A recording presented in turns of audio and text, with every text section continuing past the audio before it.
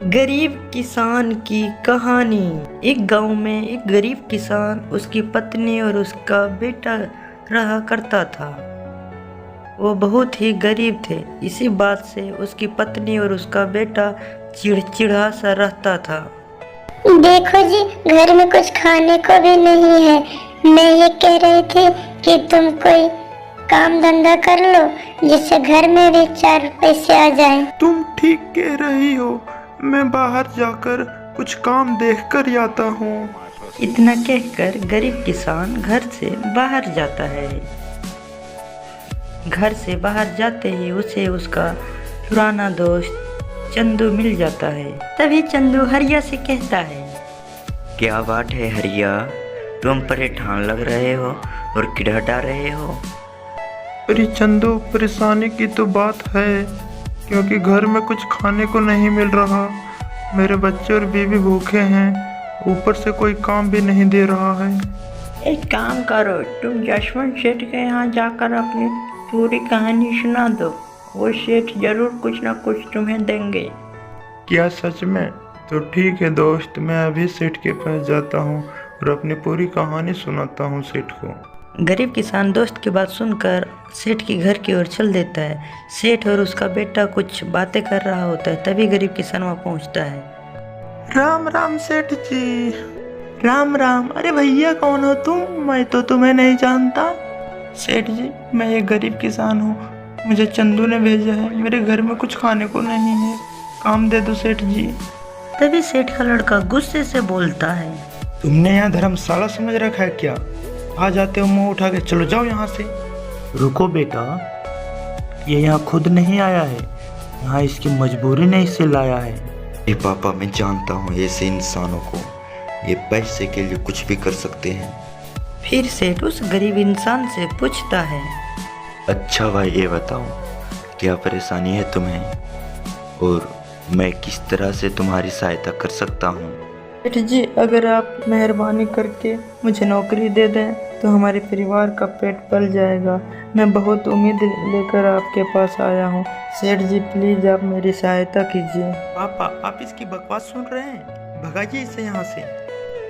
देखो भाई, मैं तुम जैसों को अच्छी तरह से जानता हूँ। तुम लोग पैसे के लिए कुछ भी कर सकते हो, मैं तुम्हें कोई नौकरी नहीं दे सकता। चलो जाओ यहाँ से। नहीं नहीं सेठ जी, मेरा विश्वास कीजिए, मैं बहुत उम्मीदों से आपके पास आया था।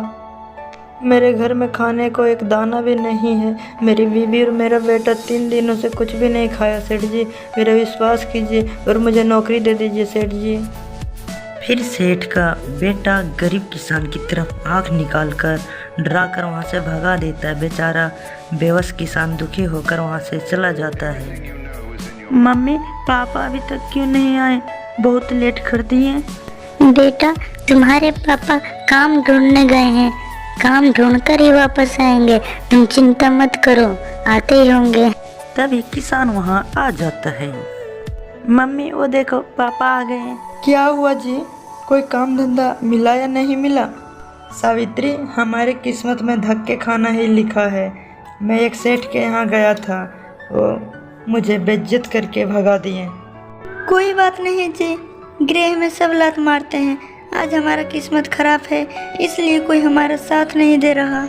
ठीक है सावित्री, मैं बहुत थक गया हूँ, मैं अपने कमरे में आराम करने जा रहा हूँ। तभी किसान दुखी होकर अपने कमरे में आराम करने चला जाता है। फिर अगले दिन वो सेठ बारिश में भीगता हुआ आता है। अरे, ये वही सेठ है जिनके घर में नौकरी मांगने गया था। लगता है सेठ बारिश के कारण परेशान है। फिर किसान सेठ को बुलाता है। अरे सेठ जी, अब बारिश में मत भीगिए, आप बीमार हो जाएंगे।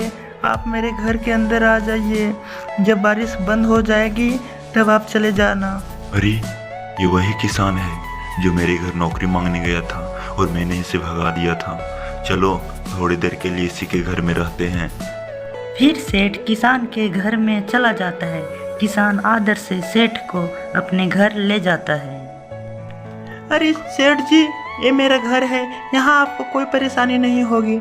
अरे सावित्री, देखो कौन आया है, जल्दी बाहर आओ। तभी उसकी पत्नी और उसका बेटा बाहर आता है और बेटा बोलता है, क्या हुआ पिताजी? और ये अंकल कौन है आपके साथ? अरे बेटा, ये वही सेठ है जिनके घर में नौकरी मांगने के लिए गया था। ये बेचारे बाहर बारिश में भीग रहे थे तो हमने इसे घर में बुला लिया। नमस्ते अंकल जी।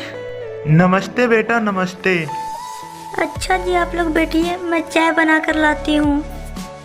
अरे नहीं नहीं भाभी जी, चाय रहने दीजिए, बारिश रुक गई है, मुझे बहुत ज़रूरी काम से जाना है, मैं चलता हूँ।